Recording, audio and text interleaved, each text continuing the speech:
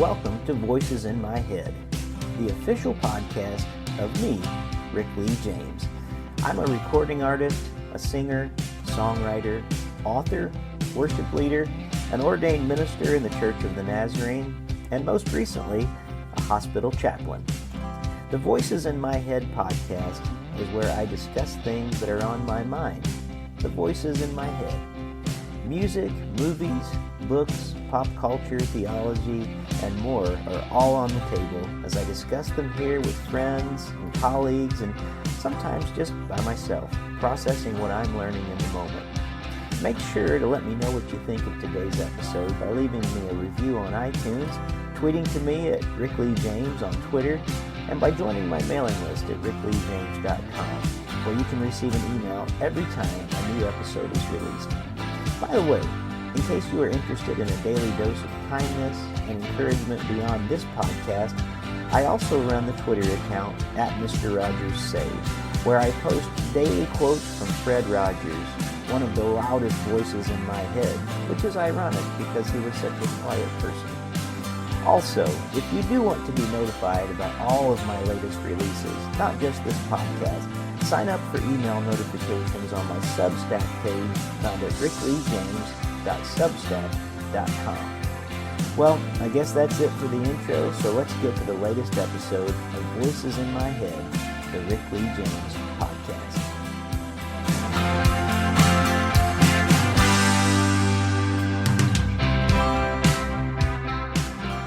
Welcome back to Voices in My Head. As always, I'm your host, Rick Lee James, and I'm so grateful for all of you who are listening today. Well, February is National Teen Dating Violence Awareness Month, and Dee Dee Saeed hopes to raise awareness, share the warning signs, and talk about how to help by discussing her journey and how God led her on the road to healing. As the author of the book, It Doesn't Start With a Punch, My Journey Through an Abusive Teen Dating Relationship, Dee Dee shares her personal experience to help others understand how easily adolescents can become involved in an abusive relationship, how abuse can start subtly, and how to help someone get help, and how God healed her deep emotional wounds. Dee Dee, thank you for being here to tell us more about this important topic and your new book. Welcome to Voices in My Head. Well, thank you, Rick. I'm really happy to be here today. Thank you so much. Well, I'm very glad to have a chance to visit with you today and find out a little bit more about your work. I'll be honest, I didn't know that February was National Teen Dating Violence Awareness Month. So this was something that you brought, and I'm very interested in that because for many years I was a youth pastor, and I don't have a teenager in the house now, but I will in a few years. He's 10 years old, and that time is coming. So I really am interested in this topic that we're going to be talking about today with teen dating and violence. But I want to first ask you, why is the topic of teen dating abuse so close to your heart? So, as a teenager, when I was 16, I started dating, what became my first boyfriend, but it also became an abusive dating relationship. And I stayed in it for 3 years until I had the courage to leave. And as I've learned about it, I've seen that it's not very much talked about. There's a statistic that only 30% that were in an abusive dating relationship ever talk about it.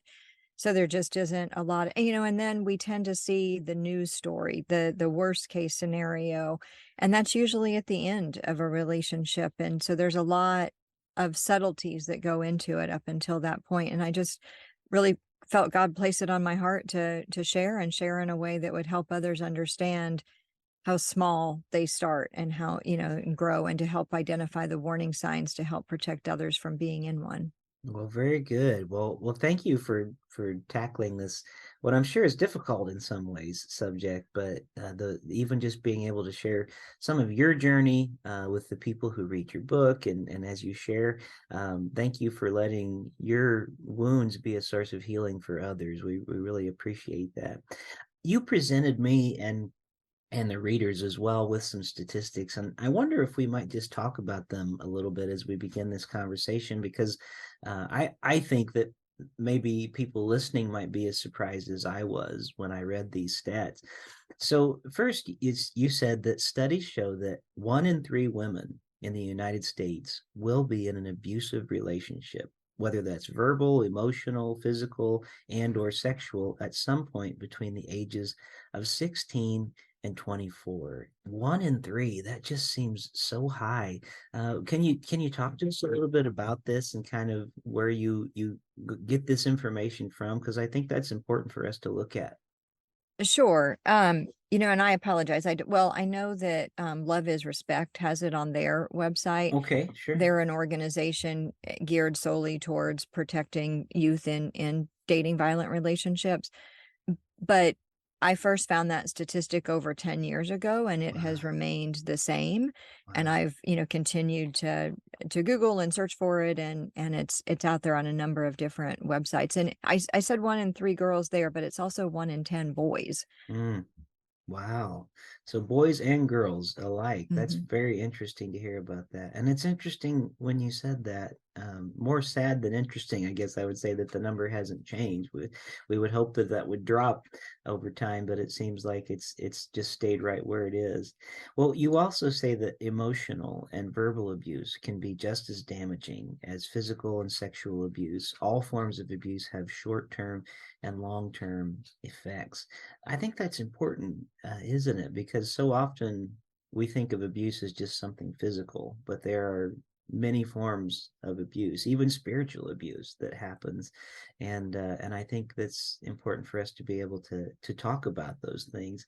And then also, just one more statistic that you shared. You said that most adults, 81% of parents in one study, don't believe or don't know if teen dating violence is an issue. And so, as I hear those statistics today, this is why it's important that we talk about such things, because we think it doesn't exist because maybe we haven't experienced it or we don't know anyone who has. But it seems like this is a very important, very prevalent issue for us to talk about. So, when we're looking at your book, It Doesn't Start with a Punch: My Journey Through an Abusive Teen Dating Relationship, I want to ask you first, as the author, who is this book for? Who is your target audience that you're trying to reach and hopefully will hear this message? I think the overall audience is adults, probably, parents, maybe relatives, youth directors, teachers, anybody that works with youth and could identify a warning sign and potentially be able to help a youth. Mm-hmm. I have known some young adults that have read the book and have found value in seeing warning signs, red flags laid out, and then being able to identify things maybe that they've seen or heard of in their own lives, or able to help a friend. Mm-hmm. But it was primarily written with adults in mind, but it doesn't mean that a teenager or a Yeah. young adult wouldn't benefit from it too. Well, that's terrific, and that's so good to know because it's really with the people in mind who are raising, young adults, whether that be parents or people who teach them in church or even in other areas. So it's so good to know that this is a real resource to help people, who are trying to influence young people. So something that, because you've done so much work in this, you've experienced so much of this, I wonder, would you be able to just share a little bit of your story so that we can know where you're coming from? Sure, absolutely. So I was, and my dad was an officer in the Air Force. My mom was a kindergarten teacher, normal middle class family. I was involved in our church's youth group, attended regularly, played on the high school tennis team, was on student council, National Honor Society, was the only one of my friends that had not gone on a date yet. And when I met Brock, and we started talking and eventually going out, and he was nice, came to my door, took me on a nice date, took me back to the door after the date. We did normal things like hanging out with friends, double dates, going to the haunted house, watching movies. And but it started very subtly with the emotional and verbal abuse, and it was lies that then he would tell me were jokes, and couldn't I take a joke. And he would start putting down my friends and family, talking negatively about them, pointing out what he perceived to be flaws. I would, stand up, but it also, if he thought ill of them, I worried what he would think of me for being involved with them, and then it started on me. Like, I took harder classes in school, Mhm. but he would tell me I was dumb. I would speak back and point that out, and he would say, "Oh, but, that's book smart. You don't know how to survive in the real world." So it was just that, on the tennis team, I was uncoordinated to him. No wonder I didn't play better than I did. So it was just breaking that down, and like I said, I spoke back to it, but he always had a rebuttal as well. And so what you learn in that situation, if you don't walk away, what you learn is to begin to doubt yourself. So your self-esteem goes down. You begin to question yourself. You begin to withdraw from things. And so that's where I was at before it progressed to the next two levels. Wow. Well, thank you for sharing just that story and how subtly it can begin and not even realizing that it's happening. And I wonder if sometimes even you could probably speak to this better than I can, but I wonder if sometimes, especially young people, even realize that what they are doing is abusing other people by the actions that they're taking. And that's part of the story too. I wonder if, especially in the way that you said it started. Well, and Maybe. I think that's something that's important to recognize now. It's like it's common to hear that kind of language in a high school campus between Hmm. friends, and they do think that it's a joking manner, but we also see it in the movies that we watch and Hmm. television shows, and it's in song lyrics, and so we're surrounded by it in society, and we tend to think of it as normal Hmm. when it's not. We're Right. we're supposed to, so I think of the Bible a lot and how we're supposed to uplift and encourage each other, not tear each other down. That's true, and I think that's very important because in my work as a hospital chaplain, I've done a lot of reading and writing and studying about especially forms of abuse and the forms that they take, and sometimes what we call spiritual abuse is often this verbal abuse that's done to a person. And you're exactly right. We hear it sometimes as, "Oh no, they're just joking around." Or sometimes people will even look at it and say, "Oh no, that sounds like good parenting to me." Sometimes parenting techniques are actually a form of spiritual and emotional abuse without parents even realizing it. So I think it's very important that we pay close attention to the words that are coming from our mouth and our actions and our thoughts. So just to pay attention to our time a little bit, and I want to get the most out of this that we can. I wish we could go step by step through your whole book, but we can't do that today on Right. this podcast. So I want to let everybody know who is listening that hopefully, if the technology works, they can, with a click of a mouse or pressing on your phone screen, whatever as you're listening to your podcast, go to the show notes and you'll be able to go to Dee Dee's website, find out more about her and the book. But in the time that we have today here together, what are some of the protective factors that can shield youth from becoming involved with or even staying with an abuser? I think it's important for us to talk about some of those ways to protect. So what can help a teen from getting involved in an abusive relationship or even the other risky behaviors that they tend to engage in is a good positive family unit, Mhm. being engaged in family and doing things together and talking, being involved in their community, whether it's school sports or something outside of school, being involved in their church's youth group, giving back in their community. Those are all the top ways to have protective factors Mm. around a youth. I will say I fell into all of those protective categories and Wow. still stepped into this. So that's why I think it's important to know the warning signs. Wow. Well, that's very good. I appreciate you being able to do that. What are some like warning signs of an unhealthy romantic relationship? Yeah, so somebody that puts you down or talks derogatory to you, maybe raises their voice, Mhm. also doesn't value your or doesn't um honor your values or your beliefs. Theirs are different and they kind of pull you away or, Mhm. just don't support. But, something that is healthy is people that talk well together and have Mhm. mutual respect and support and encourage each other. So, understanding those differences is important. Yeah, very much so. Thank you for that. Well, and as we're talking about this as well, people might hear this and think, especially if they're not in an abusive relationship, they might think, well, why don't they just leave it? That seems like the easy thing to do. And yet it's not so simple for people when they're inside of one. What would you say are some of the reasons that teenagers especially might tend to stay in an unhealthy relationship that is causing them not only not to flourish, but is actually really causing them to experience abuse?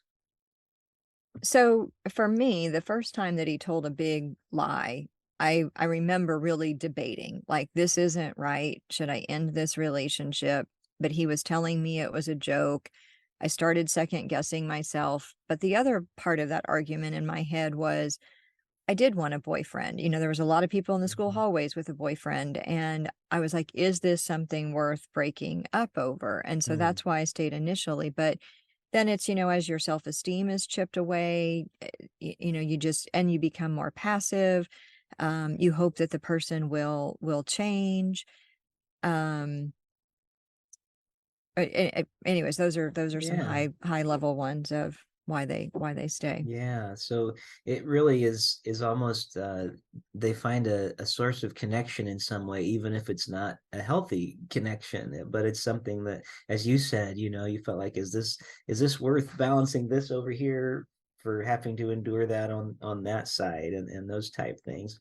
Well, there's another question that comes to mind too, and especially since you're targeting this book specifically at the adults really who love teenagers and who care for them and are care providers, and everybody from maybe the youth pastor at church, or maybe even just somebody who is an adult that works with teens in their church. There's a lot of people who really care about young people at that age, and they want to see them be able to avoid some of these pitfalls and maybe things that they themselves fall into. And yet, that is such a tricky age as teenagers, where in some ways it feels like, well, you can't tell them anything because you're gonna, push them away. I wonder what insights you might have into, if you know that there is a teenager in your life, whether it's a family member, whether it's a friend. Again, maybe you're a youth worker at your church or somewhere in your community. Maybe you coach a ball team or something. I mean, there could just be multiple places. What are some of the ways that you would suggest to help a teenager or a tween to maybe help them get out of an abusive or unhealthy relationship? So first I would say before they're even dating, share the warning signs with them so that they're aware and can, because adults, we talk about, if you're dating as an adult, we talk about the red flags, the yellow flags, the green flags, but I don't know that we talk about that with our youth as much. And Mm-hmm. so helping them recognize what healthy and unhealthy looks like. But then if you suspect that somebody is in it, it's important to approach them very gently. Mm-hmm. They've been put down for a long time. They doubt themselves. Their self-esteem is low. As I think about the statements that he made to me, those are things that I never repeated to a friend. I never said, "Hey, what do you think of this?" Because they were embarrassing to have had Mm-hmm. said to me. And so all this person has been internalizing all of this as somebody approaches them. And so I think first it's just important to say, you matter to me. You're Mm-hmm. important to me. And I think really highly of you. And I've noticed some changes and I want to make sure that you're okay is probably the best approach to take rather than diving straight into the relationship. And then, maybe even at that point, sharing what some red flags are, or saying, I hope that you're never in a relationship like this, but if you are, I hope you'll come and talk to me about it because you don't deserve to be in something like this. They may not open up right away. They've probably learned to keep it very tight to the chest and almost defensive about it Mm-hmm. because it's embarrassing to have let that happen to you. You know that it's not right, but you didn't see a way out of it, and by the time you might recognize it, you're embarrassed to share it with somebody else. You have all of those doubts going through your mind. But then, it when the person does open up, really listening to them and not interjecting a lot and just helping them feel like it's a safe place and not ever questioning. Like I had several people when I did start sharing it say, "Oh my gosh, you're such a strong person. I can't believe that you put up with that." That just adds to that shame. So just being supporting and encouraging and then helping them figure out ways to leave. A safety plan is really important if it's become, even if it hasn't become physical, if that person chooses to leave, it can. And so thinking through a safety plan and ways to keep themselves safe is really important too. Well, that's wonderful advice. I really appreciate that. And excuse me. One thing I wanted to ask too, well, first, I just wanted to say I love how really what you're describing is active listening, that you're taking a chance to really listen to another person, especially a young person. And I find that in the work that I do at all levels and at all ages, there is something so powerful about witnessing not so much to another person, but being a witness of another person's life. And that kind of active listening where we actually use our eyes and make contact with each other. Like, I don't think people realize how important that is when we're really listening, that we're showing someone with our body language and our behavior. We're not down on our phone and, looking away, but we're really giving them all of the signs that we are paying attention to them, that we want them to be heard. So I just think that's so important, first of all. And all of this, before a person can really receive what you have to give them as far as information, they first need to know that you care, and they won't care how, until they know how you make them feel. So I really just first want to applaud you for that, for being that kind of person. But it leads me to one other question, and I think I want to word it like this. What if there is a person, maybe even somebody listening, or somebody listening knows of someone in their life?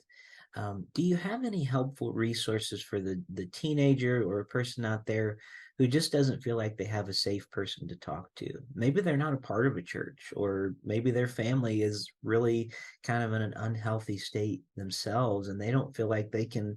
express that. And maybe they can, maybe they can't, but they're feeling like they can't express that. Do you have any suggestions or resources for someone who is facing that and saying, I really just need a safe person or a safe place to go to?